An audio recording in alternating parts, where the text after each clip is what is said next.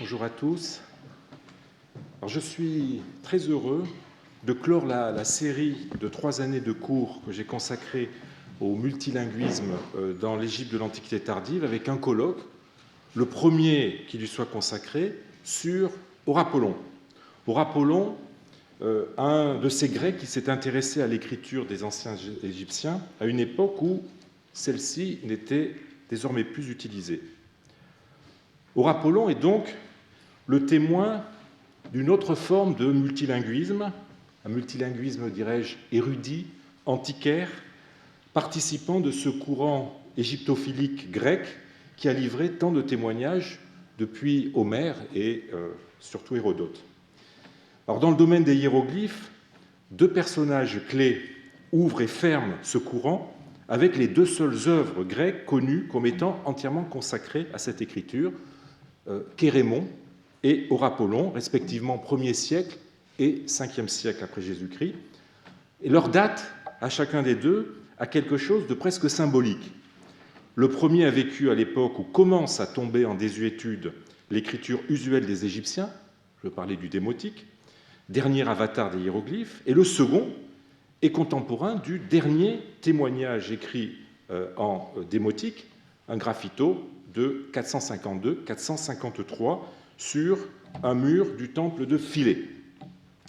Alors, encadrant le déclin irréversible des vieilles écritures égyptiennes, eh bien, les œuvres de Chérémon et d'Orapollon témoignent de la fin d'une époque, en même temps qu'elles illustrent l'attirance irrésistible de l'hellénisme impérial et proto-byzantin pour l'antique culture pharaonique qu'il va tenter de défendre contre la montée du christianisme, au prix d'ailleurs de contresens qui marqueront longtemps notre vision de l'Égypte et de ses hiéroglyphes.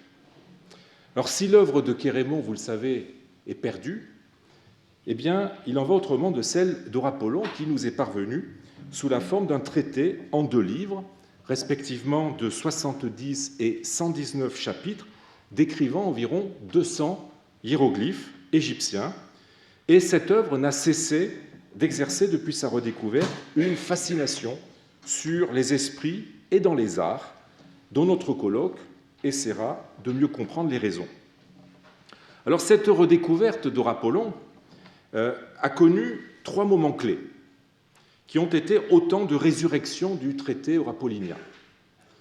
En 1419, le prêtre florentin Cristoforo del Buondelmonti achète sur l'île d'Andros, dans les Cyclades, un manuscrit que vous avez à l'écran contenant la vie d'Apollonios de Tyane, l'Institutio Physica de Proclus et les Hieroglyphica d'Orapollon. On a même, sur le dernier folio de ce manuscrit, une note de la main de Buondelmonti expliquant qu'il a acheté ce manuscrit en 1419.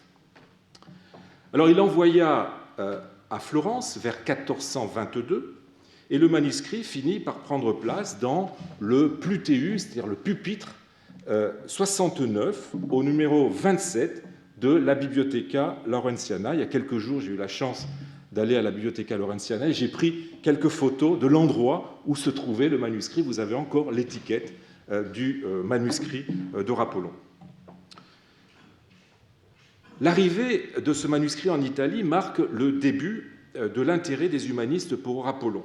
On se mit alors à le recopier, à l'utiliser. Je citerai juste 3 grands noms de l'humanisme témoignant de cet orapollinisme de la première heure. François Philelphe s'en fit faire une copie probablement lors de son séjour à Florence en 1429-1434, c'est le Plutéus 81-20. De même, le cardinal Bessarion, qui légua sa copie en même temps que l'ensemble de sa bibliothèque à la bibliothèque de Venise, c'est le Marcianus Graecus 391.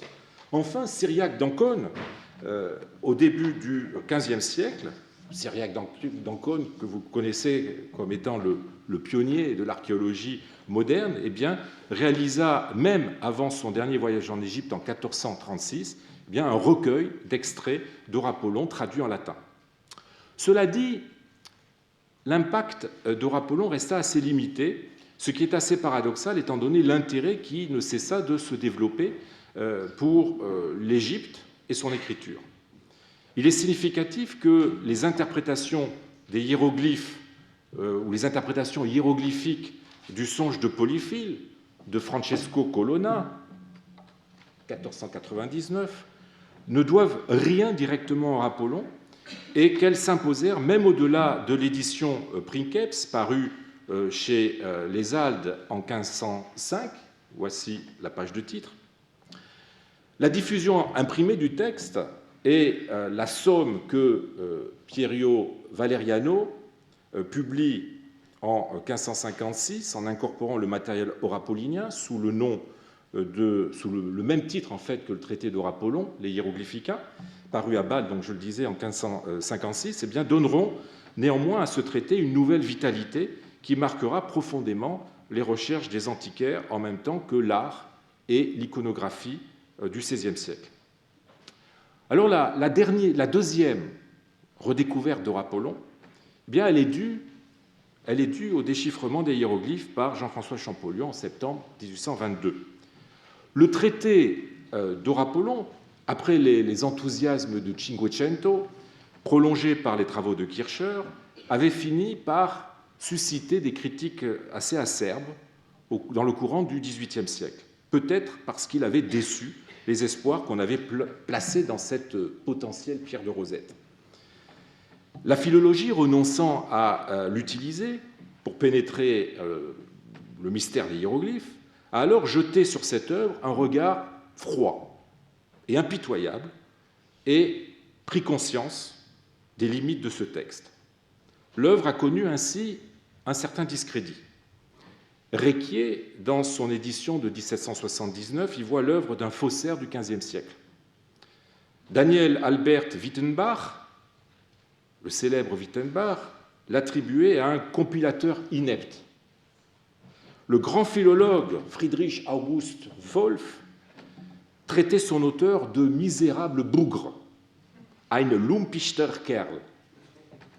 Ce traité a regagné une seconde vitalité lorsque les travaux de Champollion furent en mesure de montrer qu'il n'était pas une compilation d'inepties, mais que derrière les exégèses parfois fumeuses ou mal digérées, souvent puisées à des sources gréco-romaines dont les descriptions des signes sont accompagnées, eh bien, il livrait la valeur d'authentiques hiéroglyphes fréquemment tirés du répertoire des cryptogrammes de la fin de l'histoire de l'écriture hiéroglyphique. La sagacité des égyptologues s'exerça alors à extraire les pépites de ce texte difficile et découvrit peu à peu l'intérêt égyptologique des hiéroglyphica. La figure d'Horapollon, elle, et le contexte d'éclosion de cette œuvre ne s'en trouvèrent guère mieux compris et n'intéressaient d'ailleurs que médiocrement. C'est la troisième découverte qu'il a mise en pleine lumière lorsque, en 1905, Gustave Lefebvre retrouva dans le village de Kumishgao, en Moyenne-Égypte, l'ancienne Aphroditée, une jarre remplie de livres et de documents ayant appartenu à un petit notable villageois qui se piquait de littérature, un certain Dioscore.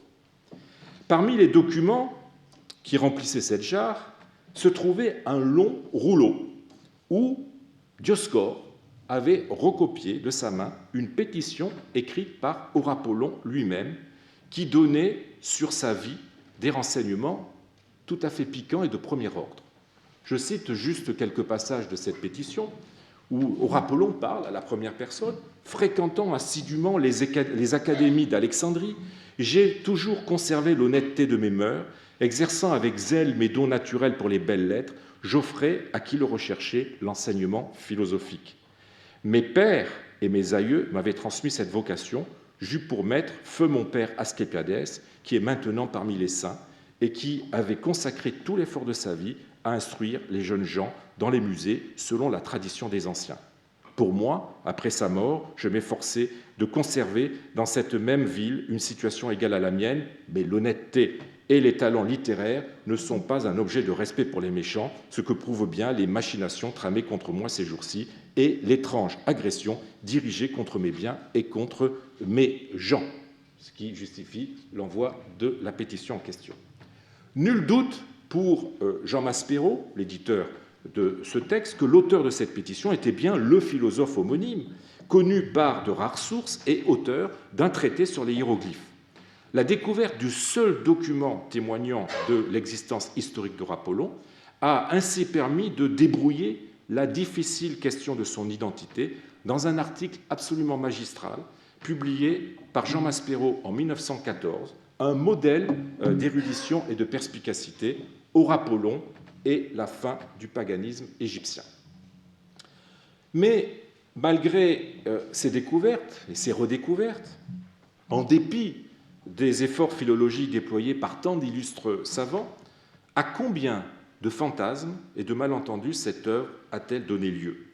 Cela va des mauvaises interprétations aux récupérations par des égyptomaniaques et autres fantaisistes, même Nostradamus s'y est essayé en donnant une traduction française des Hieroglyphica, en passant par les forgeries impudentes de Simonides. Simonides, vous savez, ce faussaire grec qui a publié un ouvrage intitulé, je le cite, le long titre, sur Horus de Nilopolis, l'hiérogamate de son lieu de naissance, fils d'Amoutis et de Thésaïs, avec les notices de ses œuvres, paru à Londres en 1863, où Simonides attribue à Apollon 7 traités en 71 livres, dont 10 sur les hiéroglyphes, tout cela fruit de son imagination.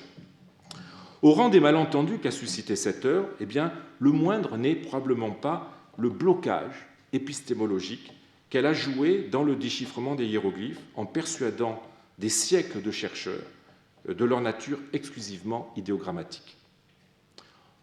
On continue à mal évaluer la personnalité de son auteur présumé, peut-être d'ailleurs du fait même de l'ambiguïté fondamentale et irréductible de ces derniers païens hellénophones qui ont tenté, dans un dernier sursaut, un ultime syncrétisme avec les traditions épicoriques des provinces de l'Empire romano-byzantin, au prix de malentendus qui se sont transmis jusqu'à l'époque moderne.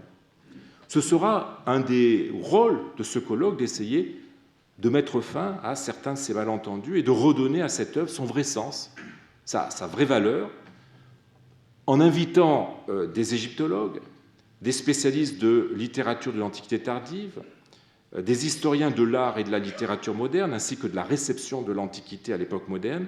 Eh bien, je souhaite qu'elle soit, cette œuvre, qu'elle soit scrutée dans toutes ses dimensions, en espérant qu'un dialogue pourra s'instaurer entre des spécialistes de champs aussi divers au travers du dénominateur commun que constitue l'œuvre orapolinienne. Et j'espère surtout que ce colloque pourra insuffler une dynamique qui conduira un jour à produire une édition commentée systématique qui combinera une analyse serrée du texte et de sa tradition manuscrite, les apports les plus récents de l'égyptologie et une étude des traditions gréco-romaines à l'œuvre derrière les commentaires de Apollon, en même temps que de l'impact décisif que cette œuvre a eu dans le domaine artistique et emblématique à l'époque moderne. Alors j'arrête là les vœux, en espérant qu'ils ne soient pas pieux, et en invitant notre premier président de séance, Laurent Coulon, directeur d'études à l'École pratique des hautes études, à ouvrir nos travaux.